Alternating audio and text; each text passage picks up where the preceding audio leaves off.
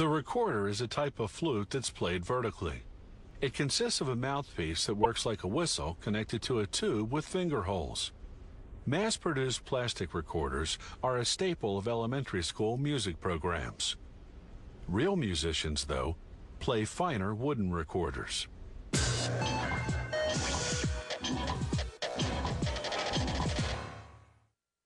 The recorder dates back to medieval Europe, though it was likely modeled after flutes from Asia. Back then, recorders were called flutes, and by 1500, they were among the most popular musical instruments. Around 1750, though, the new transverse flute banished the recorder to musical oblivion. It took a 20th century revival of music from the Renaissance and Baroque periods to bring the long-forgotten recorder some noteworthy attention.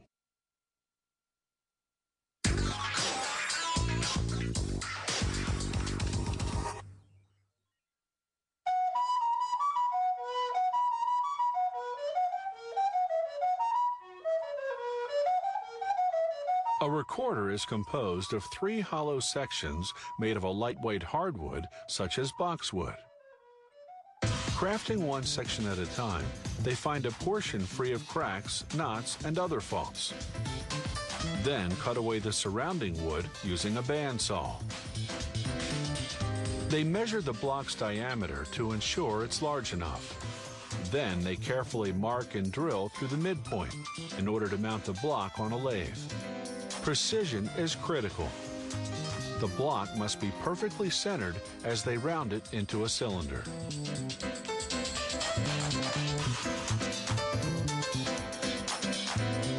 Next, they use a large drill to widen the inside hole, known as the bore. They enlarge it enough to insert a tool called a reamer. Then they ream the bore to the final diameter, which varies according to the size of the recorder. The bore tapers slightly toward the bottom of the instrument. The cylinder, now a tube, goes back on a lathe. The smooth pencil line means the bore is straight and the tube is centered. They trim the outside to reduce it to the right diameter, checking the measurement with the help of calipers. Then it's back onto a lathe for the final profiling. This is where the maker gets to flaunt his artistry, embellishing the tube with ornamentation typical of the Baroque period.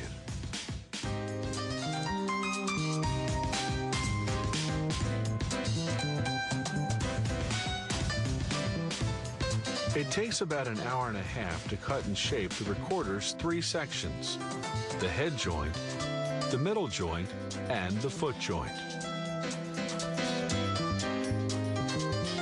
Now they smooth the surface of each joint with fine sandpaper. Then it's back to the technical tasks. Locking the middle and foot joints in a vise, they drill the finger holes, 7 holes down the front and 1 in the back for the thumb. For the recorder to play in tune, they must follow the precise measurements specified in the technical drawing.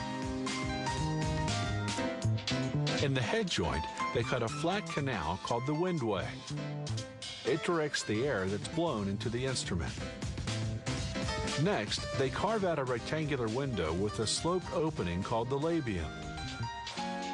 The labium is what regulates the recorder's tone, the sound quality, so its size and angle are critical.